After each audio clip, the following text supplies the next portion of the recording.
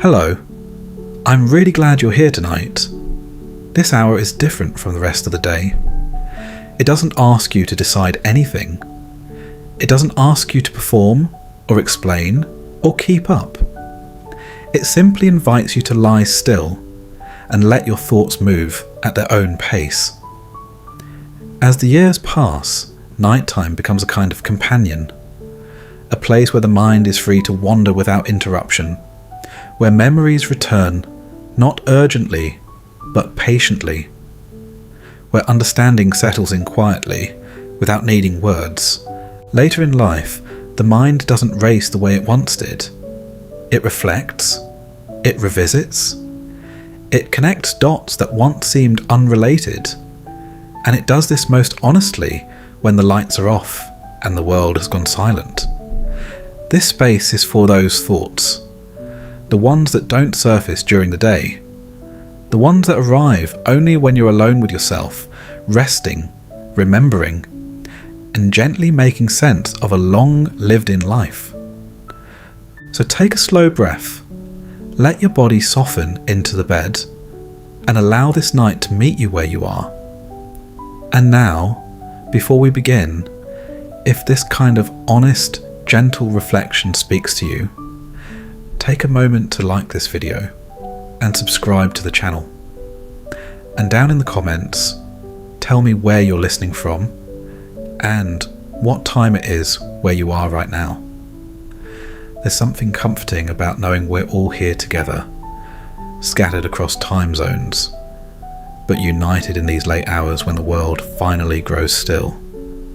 So settle in, adjust your pillows, find a comfortable position, and know that for the next hour, you're not alone in whatever wisdom you're carrying, whatever understanding you've earned, whatever truths rise to the surface when the lights go out. Let's begin. Tonight, we're going somewhere most people have never thought to travel. Not by plane, not by ship, but by memory, by stillness, by the quiet intelligence of the human mind when it finally has room to breathe. We're going to the Marshall Islands, a scattering of coral atolls and low-lying islands so small they barely interrupt the surface of the Pacific Ocean. A place where the horizon stretches in every direction without mercy, where the sky and sea become a single continuous presence, where human beings learned to navigate not by sight, not by compass, not by the instruments we take for granted today, but by feel, by knowledge so intimate and so refined that it could only be held in the body and the bones. You're lying here right now, safe and warm. The ceiling above you is stable. The ground beneath you is still. You know exactly where you are. But I want you to imagine, just for a moment, what it would feel like to know where you were in the middle of the open ocean, with no land visible, no lighthouse blinking in the distance, no GPS coordinates glowing on a screen, nothing but water in every direction. Miles and miles and miles of it, moving, breathing, alive. Now imagine that you could read it, that you had learned from the time you were a small child to understand the ocean the way other people understand language, that the waves spoke to you, that the swells carried information you could feel through the hull of your canoe, through the soles of your feet, through the subtle tilt of your body as the water moved beneath you. Imagine that the ocean was not an obstacle, but a map. Not a danger, but a system. Not chaos, but a conversation you had been taught to join. This is what the people of the Marshall Islands understood. This is the knowledge they lived by for centuries, roughly from the year 1000 to 1800 of the Common Era. This is one of the most remarkable intellectual and navigational achievements in all of human history, and almost nobody knows about it. So tonight, let that knowledge come to you in the darkness. Let it wash over you slowly. Let it settle into your understanding the way water settles into the lowest available place, without urgency, without effort, simply finding its level, simply resting where it belongs. The Marshall Islands sit in the Central Pacific, northeast of Australia, east of the Caroline Islands, west of the International Date Line. There are 29 atolls and 5 isolated islands arranged into roughly parallel chains, the Ratak chain in the east, the Relik chain in the west. Ratak means sunrise, Relik means sunset. Even the names of these island chains are oriented by the movement of light across the sky. Even in naming things, the Marshallese were paying attention to the forces that govern their world. These islands are low, extraordinarily low. Most of them rise only a metre or 2 above sea level. They are not dramatic volcanic mountains breaking the horizon dramatically. They are whispers of land. Thin strips of coral and sand and soil where pandanus trees grow, and coconut palms lean toward the water, and human beings built entire cultures from almost nothing but ingenuity and intimacy with their environment. You've had moments like this in your own life, moments when you had almost nothing to work with, and yet you made something real. When the resources available to you were limited, and yet you found a way. You've improvised, you've adapted, you've looked at what was in front of you, and asked not what's missing, but what can be done with what is here. The Marshallese people were doing this on a civilizational scale. They had coral and pandanus fibre and wood and the ocean and the sky and each other. And from these things, they built a world. The navigation knowledge they developed is what we're here to talk about tonight. The stick charts, the wave maps, the objects that existed nowhere else on Earth in quite this form. Objects so unusual and so specific to this one place and this one people that when Western explorers first encountered them, they didn't understand what they were looking at. They recognized them as objects, but they couldn't read them. The knowledge required to interpret them was not written down in any language these explorers understood. It was carried in the bodies and memories of Marshallese navigators. It was transmitted through practice and relationship and apprenticeship. It was alive in the people, not in the objects themselves. Let that sink in as you breathe. Close your eyes a little more. Let your body grow heavier against the mattress. And consider what it means to carry knowledge in your body. Not in books, not in devices, not in documents that can be passed from stranger to stranger without context, but in your own experience, in your own felt understanding of how something works. You carry knowledge like this too. You know things in your body that you've never written down and could never fully explain. You know how to ride a bicycle without thinking about balance. You know how to read a room when you walk into it, understanding the emotional climate before anyone has said a word. You know how your own body feels when something is wrong, even before you can articulate what it is. This is embodied knowledge. This is what the Marshallese navigators possessed about the ocean. The stick charts they created were not the knowledge itself. They were teaching tools.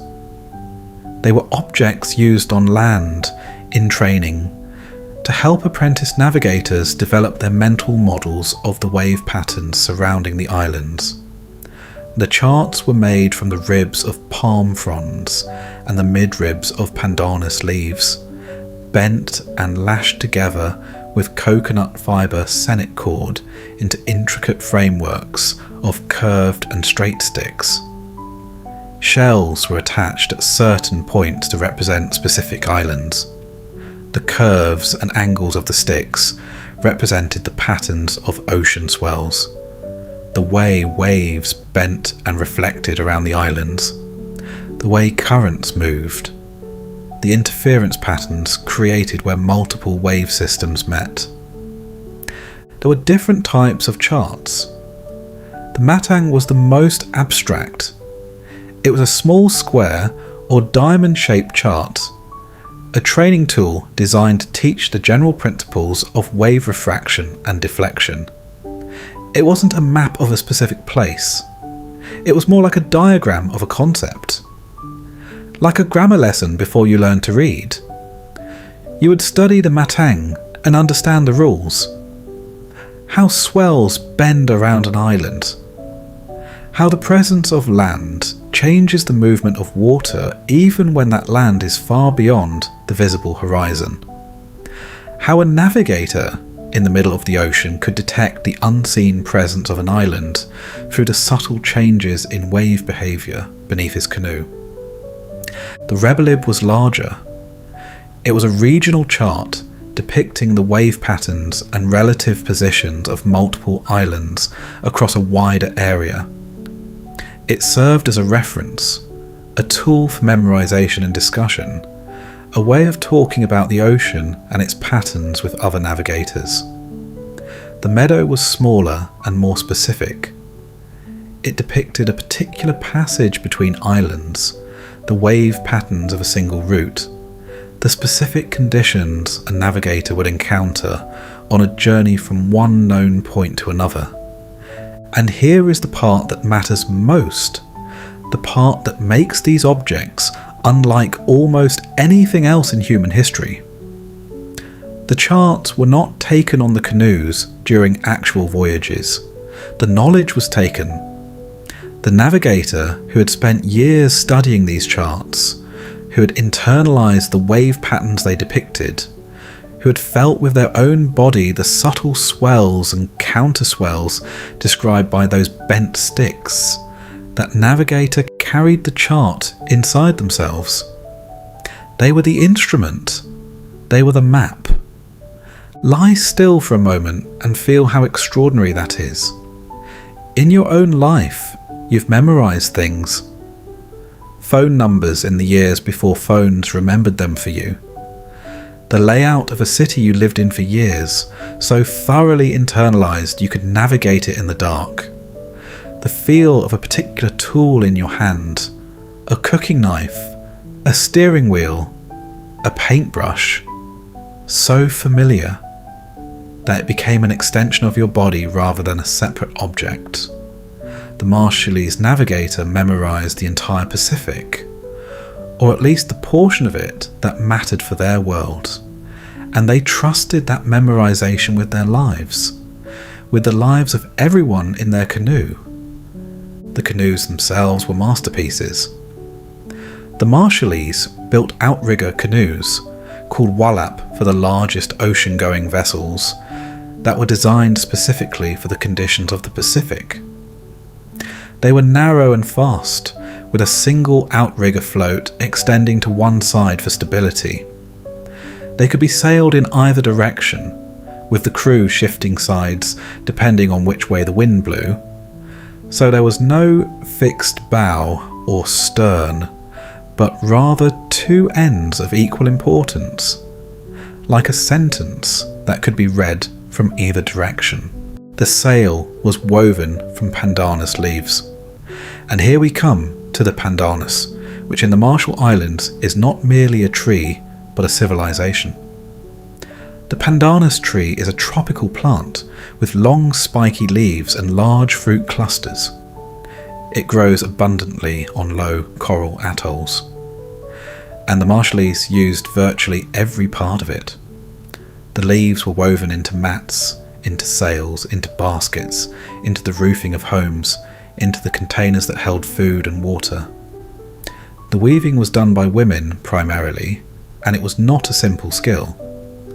Marshallese pandanus weaving was a sophisticated craft that required years of learning, a precise knowledge of how to prepare the leaves, how to strip and dry and bleach them to the desired colour and texture, how to weave patterns that were both functional and beautiful.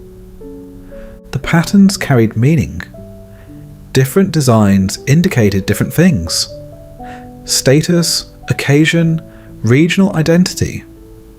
The weaving was a visual language woven into everyday objects, and the skill was passed from mother to daughter, generation to generation, the same way navigation knowledge was passed from father to son. Two parallel traditions of embodied knowledge, one reading the ocean, one reading the fibre, both essential to survival on these tiny specks of land in the middle of the world's largest ocean. You understand transmission like this. You understand how certain knowledge moves through families. Not in textbooks, but in kitchens, in workshops, in the quiet observation of someone who knows, watching someone who is learning. You learned things from people who loved you that they never formally taught you. You absorbed ways of being, ways of doing, ways of understanding the world simply by being present near someone who lived those ways. The Marshallese children who would grow up to be navigators were the same. They were brought to the ocean early. They were taught to float and to feel the water before they were taught anything else. The ocean was their first classroom and their most important one. Now let your mind drift a little further. Let the images soften. You're still in your bed, still warm, still safe. But somewhere far out in the Pacific, a navigator is lying in his canoe at night, reading the stars above and feeling the swells beneath him, and he knows where he is. Not approximately, not with margin of error. He knows. He has always known. The ocean told him. The stars were part of this knowledge too. The Marshallese, like other Pacific navigators, used the rising and setting points of stars on the horizon as directional guides. Different stars rose at different points on the horizon depending on the season, and a navigator who had memorized these rising and setting points could maintain a course through the night with remarkable precision. The stars were a ceiling map corresponding to the ocean floor map of the stick charts. Above and below, the navigator was surrounded by information. The sky and the sea conspired to tell anyone who knew how to listen exactly where they were. And between the stars and the waves was the wind. The Marshallese understood the seasonal wind patterns of their region, the trade winds that blew reliably from the northeast during certain months, the shifting conditions of other seasons. They understood that wind created waves, that different winds created different wave shapes, that the quality of the swell beneath their canoe told them something about where the wind had been blowing and for how long and across how much open water. Every physical phenomenon was a piece of information. Every sensation was data. Your body is data too. Right now, as you lie here, your body is telling you things. The temperature of the air, the weight of the blankets, the particular tension or release in your muscles, the rhythm of your own breathing. You've learned over a lifetime to read some of these signals and to ignore others. The Marshallese navigator had learned to read every signal the ocean offered. Nothing was noise. Everything was signal. This is the deeper gift of their story. Not just the technical achievement of navigating without instruments, but the philosophy it represents. The idea that the world is communicating constantly. That reality is not silent or opaque, but endlessly expressive. That the question is not whether information is available, but whether we have developed the sensitivity to receive it. As you rest here tonight, consider how much of the world's communication you have learned to receive over your lifetime. The look on a person's face that tells you more than their words. The feeling in your chest when something is wrong even before you know what it is. The way a room feels when you walk into it. The subtle signals your own body sends you about what it needs. You've developed a kind of navigational sense for your own life. You've built your own stick chart, your own internal map of the patterns and currents that shape your world. The Marshallese didn't write these things down because writing wasn't the right tool for this kind of knowledge. And perhaps there's wisdom in that. Not everything that matters can be fully captured in language. Some knowledge only lives in the body and the practice and the relationship between teacher and student. Some understanding only comes through doing, through feeling, through being present in the middle of the thing itself rather than reading about it from a comfortable distance. You're drifting a little now. Your breathing has slowed. The thoughts are becoming less linear and more like water themselves, moving around obstacles, finding their own paths, settling into stillness when they find the right place. This is good. This is what the night is for. The low islands of the Marshall Islands demanded a particular kind of human being. Someone patient. Someone attentive. Someone who understood that survival required not conquest of the environment, but conversation with it. The ocean was not an enemy to be defeated. It was a partner to be understood. The wind was not an obstacle to be overcome. It was information to be read. The stars were not decoration. They were navigation. Everything in the environment served a purpose if you knew how to listen. And knowing how to listen took time. It took years. It took the kind of slow, patient attention that our modern world rarely rewards, but our deepest selves still recognise as valuable. You recognise it. After all these years, you know the difference between knowing something truly and knowing it only on the surface. You know what it feels like to have earned understanding, to have sat with something long enough that it revealed itself to you. The Marshallese navigators knew this feeling in their very bones. Rest now. Let the image of that vast Pacific sky settle over you like a second blanket. Stars above, swells below, a canoe moving through darkness with absolute confidence. A human being so deeply in conversation with the natural world that the boundary between self and ocean has become almost invisible.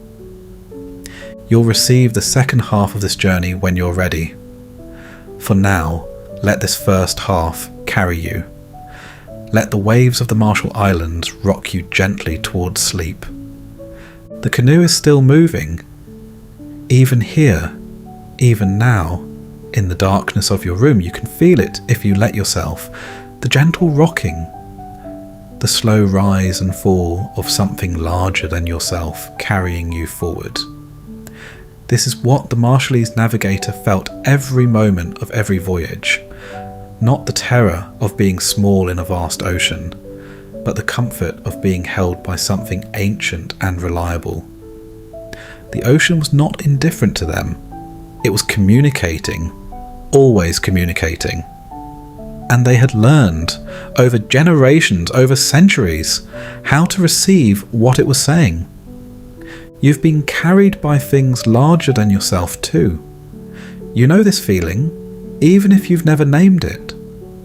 The current of a life that moves you forward, even when you feel you're standing still. The momentum of choices made years ago, still shaping where you find yourself today.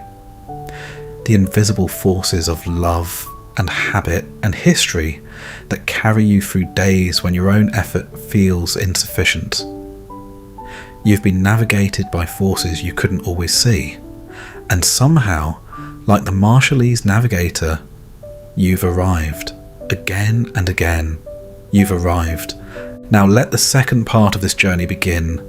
Let the images deepen. Let the Pacific settle around you more fully. We left the navigator reading his stars and feeling his swells.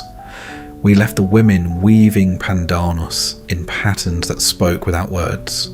We left the children being taught to feel the ocean before they were taught anything else. Now we go deeper into the daily life of these islands, into the rhythms that existed beneath the extraordinary navigation, into the ordinary routines that made this civilization not just remarkable but real, not just historic but human. Because the Marshallese people were not only navigators, they were not only weavers, they were people who woke up in the morning and had work to do. People who ate and rested and argued and celebrated. People who lived their days in the particular texture of their specific place in the world. And that place was defined, more than anything else, by the coconut palm and what could be made from it. The coconut palm is perhaps the most generous tree in the world. Every part of it offers something. The trunk provides timber. The fronds provide thatch for roofing. The fibre of the husk provides coir for rope and matting. The shell of the nut becomes a container, a utensil, a tool. The water inside the young green coconut provides hydration so pure it was used as intravenous fluid during wartime emergencies centuries later. The flesh of the mature coconut provides food rich in fat and calories essential for survival on islands where other food sources could be scarce.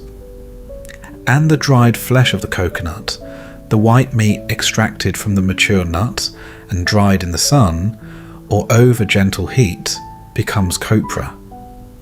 Copra, this word. You may not have thought about it in years, if you've thought about it at all. It is not a glamorous word. It does not carry the romance of navigation or the elegance of weaving. It is a working word. A word that smells of smoke and salt and labour. A word that represents thousands of hours of ordinary, necessary, repetitive human effort. And in the Marshall Islands, from the earliest centuries of settlement through the period we're exploring tonight, copra routines formed the steady heartbeat of daily life on the low islands. Imagine waking before the heat of the day becomes too intense. The sun in the Marshall Islands is not gentle. It arrives with authority. So you wake early when the air still carries the memory of night, when the ocean is flat and silver, and the birds are just beginning their morning conversation. You know this feeling of early morning, this particular quality of light and silence before the day asserts itself. You've had mornings like this, mornings when the world felt hushed and waiting, when you moved through the first hour quietly, not wanting to disturb something fragile and precious in the air. On the atolls of the Marshall Islands, that early morning was for gathering. Coconuts that had fallen in the night. Coconuts brought down with long poles. Coconuts selected at the right stage of maturity, heavy and full, their water sloshing audibly when you shook them. You'd carry them in woven pandanus baskets, the same baskets the women had made with those patient, practiced hands, and you'd bring them to the place where the work of splitting and drying would happen. Splitting a coconut requires a specific technique, a sharp blade at a specific angle, the knowledge of exactly where to strike. It is not complicated, but it must be learned. You've done things like this. Tasks that look simple from the outside, but contain within them a precise knowledge that only comes from repetition. The first 100 times you did something, you were learning. The next 1,000 times, you were doing. And somewhere in that span of doing, the task became part of you. Your hands knew what your mind no longer needed to consciously direct. The Marshallese men and women who split coconuts for copra production knew this feeling. Their hands simply knew. The split coconut halves were laid in the sun, laid in careful arrangements that maximised exposure, turned at intervals to ensure even drying, watched for signs of the mould that could ruin a batch if the humidity was too high or the airflow too poor. The drying of copra was not a passive process. It required attention, watchfulness. The same quality of attentiveness that the navigators brought to reading the ocean, the copra workers brought to reading the weather, the wind, the behaviour of the drying flesh against the changing conditions of each particular day. This is something you understand deeply after a long life. That most of what matters in any field of endeavour is not the dramatic moments, but the quality of attention you bring to the ordinary ones.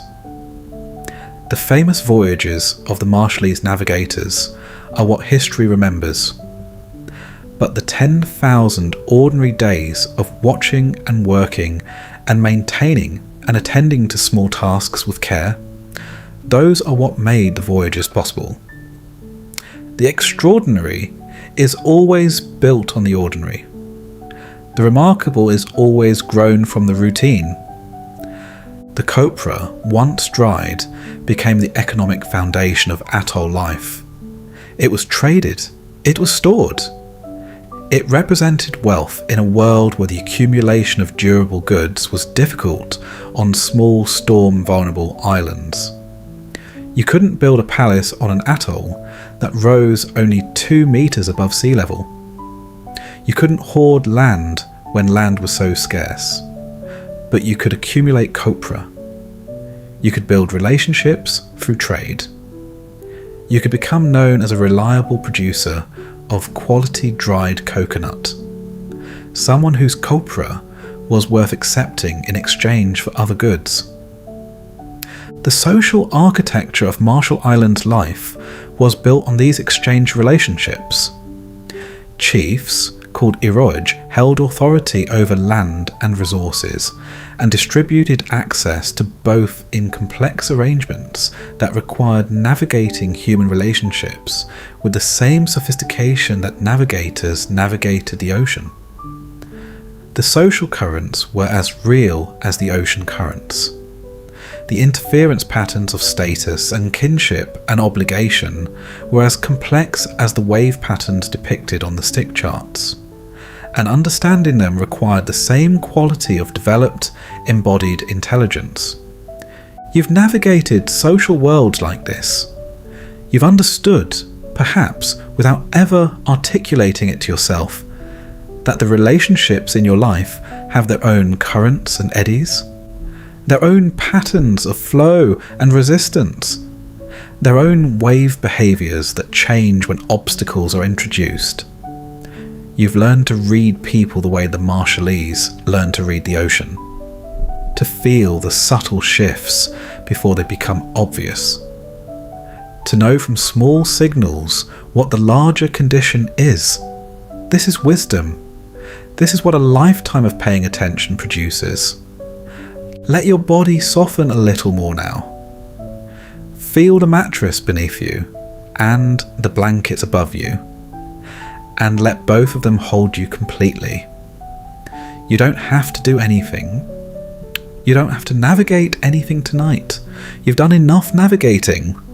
Tonight you simply rest while the story continues around you. The women of the Marshall Islands were not separate from this world of navigation and trade and social complexity. They were woven into it as completely as pandanus fibre is woven into a mat. The mats they made were not merely practical objects. They were statements of identity. They were gifts that carried meaning. They were records of skill and time and care. A finely woven pandanus mat made from leaves that had been carefully harvested and dried and stripped and bleached to a pale, luminous colour, represented weeks or months of labour. It was given at important occasions. It was laid down to honour the people who sat upon it, It was carried across the ocean on those outrigger canoes as trade goods, as diplomatic offerings, as evidence of the civilization that had produced it. The weaving itself was a form of navigation. The weaver moved through the pattern the way a navigator moved through the ocean, with intimate knowledge of what had come before and what needed to come next, with an internal map of the whole that guided each individual choice, with the patience to progress slowly, one intersection at a time, knowing that the beauty of the whole would only emerge from the faithful execution of each small step. You've done work like this, work that required you to hold the whole in mind while attending to the parts, work that asked you to trust the process even when the progress seemed invisible, work that only made sense in retrospect when you could step back and see how all the individual efforts had resolved into something coherent and whole. The Marshallese weavers understood this intimately. Every basket, every mat, every sail was a lesson in the relationship between patience and beauty. The sails they wove for the outrigger canoes were particularly extraordinary. A pandanus sail is not a rigid thing. It breathes, it flexes. It responds to the wind not as a fixed surface, but as a living membrane. The weave had to be tight enough to catch the wind effectively, but loose enough to shed water and remain manageable in heavy conditions. The women who made these sails were, in a very real sense, co-navigators. The sail they made determined how the canoe would perform. Their knowledge and skill were as essential to a successful voyage as the navigator's knowledge of the stars and swells. Think about the collaborations in your own life that work this way. The partnerships where different kinds of knowledge combined to produce something neither person could have created alone. The relationships where someone else's skill completed what you began, where you provided something essential and received something equally essential in return. This is what the Marshall Island civilization was built on. This reciprocity.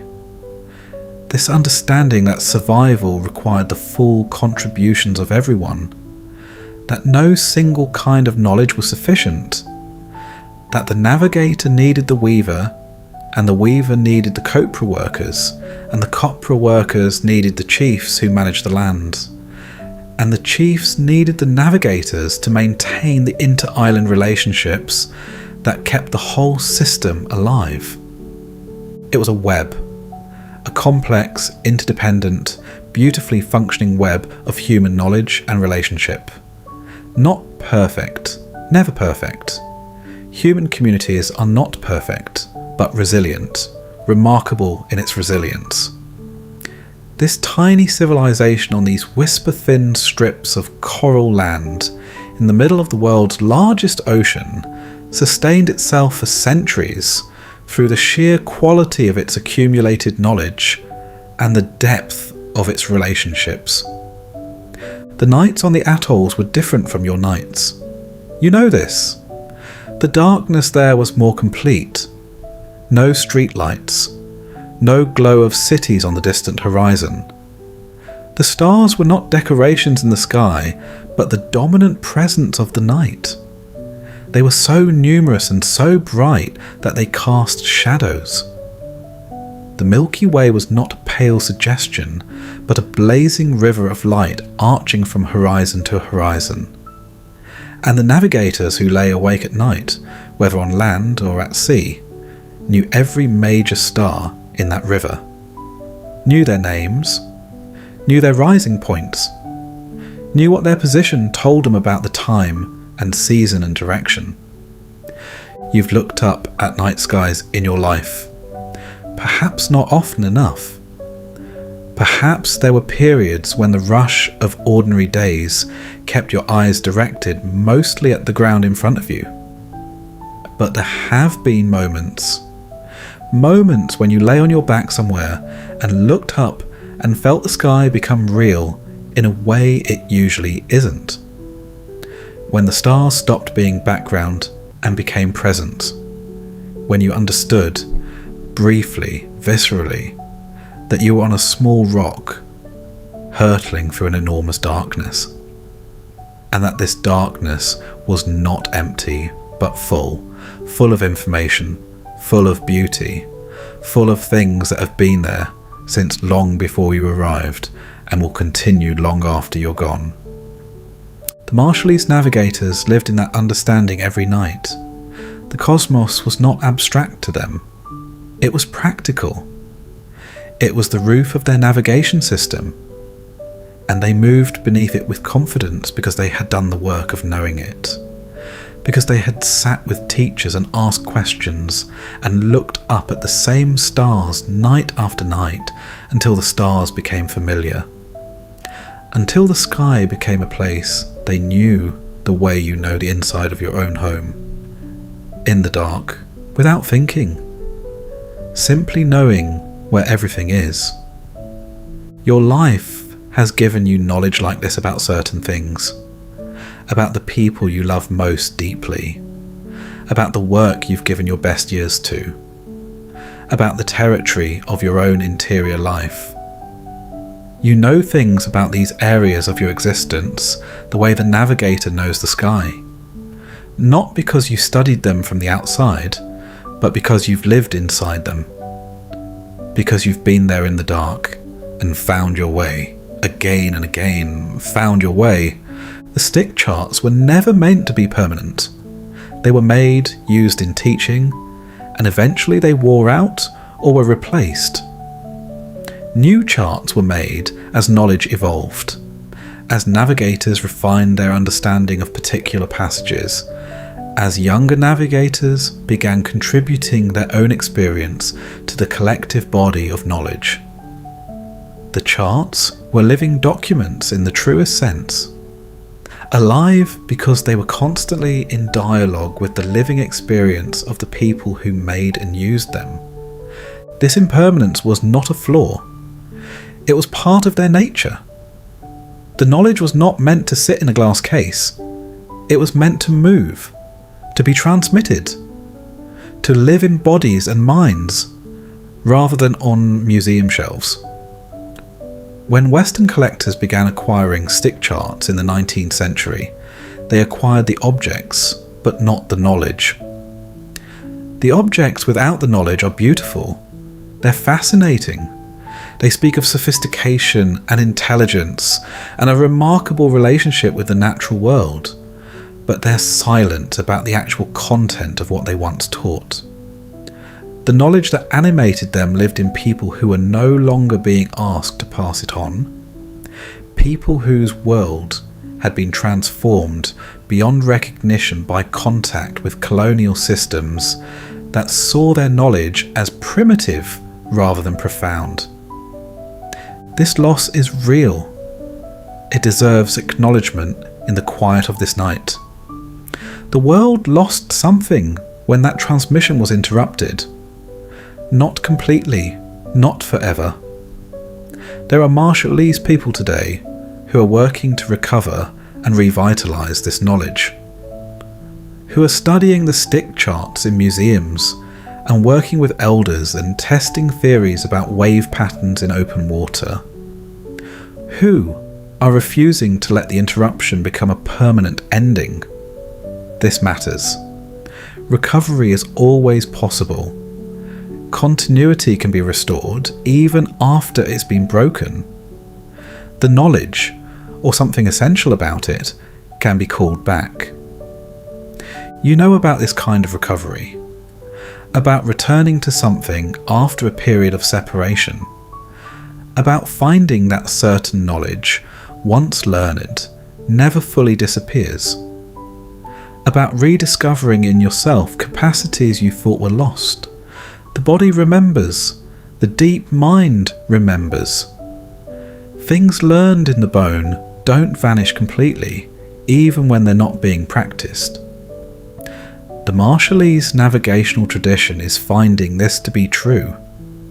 What was interrupted can be resumed. What was silenced can find its voice again. Your breathing is very slow now. Your body is heavy and warm. The thoughts are becoming gentler, less insistent, more willing to dissolve at the edges. The Marshall Islands are both very far away and very close. They're in the room with you tonight. The swells and the stars and the bent sticks and the woven pandanus and the split coconuts drying in the morning sun. All of it is here. All of it has travelled across the ocean of time to sit with you in this darkness. Because this is what history is for. Not for the passing of examinations, not for the satisfaction of knowing facts, but for this, for these quiet moments when a story from another time and place lands in your chest and opens something. When you recognise in people who lived 1,000 years ago, and 10,000 miles away, something that feels like yourself.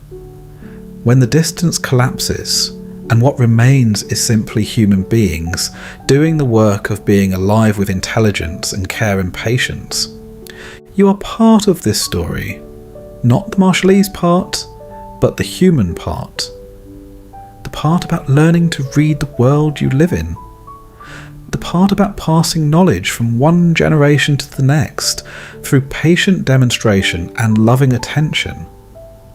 The part about building your life from the materials available to you, however limited, however unexpected, however different from what you thought you'd have to work with. The part about navigating by feel when the instruments are absent or insufficient. The part about trusting accumulated knowledge more than you trust fear. This is what you've done. This is what your life has been. A long voyage without instruments, navigated by everything you learned from everyone who loved you enough to teach you. Every mistake that corrected your course, every success that confirmed your direction. You've been a navigator all along. Your stick chart is the accumulated experience of your entire life. Your stars are the values you've returned to again and again when other guidance was unavailable. Your ocean is the days you've crossed, rough and calm, and everything in between. And tonight, in this bed, you're between voyages, resting in harbour. The canoe is drawn up on the beach, the sail is furled, the stars are still above you, but you don't need to read them right now. Right now, you only need to rest, to let your body restore itself, to let your mind drift free of its navigating duties, and simply float. Float now. Let yourself go weightless for a moment. Imagine the water rising around you gently, lifting you, holding you the way the ocean held those outrigger canoes, with the patient strength of something vast and ancient and fundamentally benign. You're supported, completely supported, nothing is required of you. No reading of swells, no monitoring of stars, no splitting of coconuts, no weaving of patterns, nothing, just this, just rest, just the slow rise and fall of breath, like swells moving beneath a canoe in open water. The fires die down, the stories settle, and the world grows still. Let your thoughts drift away like embers on the wind. The navigator has completed his voyage. The weaver has set down her work. The coconuts are drying quietly in whatever sun exists in the place where finished things rest. Everything that needed doing has been done. Everything that needed knowing has been known.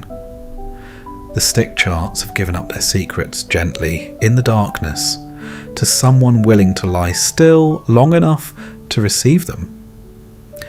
You've journeyed far through time tonight, across the Pacific, across 1,000 years, across the remarkable, ordinary, extraordinary life, of a people who built a civilization from coral and palm and pandanus, and the profound intelligence of bodies that learn to read the world.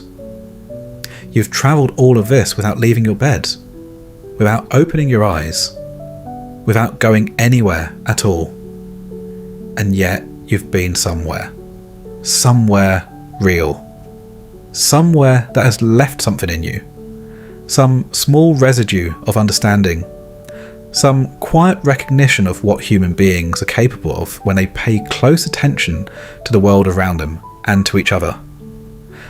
Now it's time to journey into dreams. Close your eyes. Breathe slowly. Let sleep find you the way the navigator found his island. Not by force, not by urgency, but by reading the subtle signals that were always already there, pointing home. Let your body know that it has arrived. Let your mind release its last grip on the day. Let the swells carry you the rest of the way. Good night.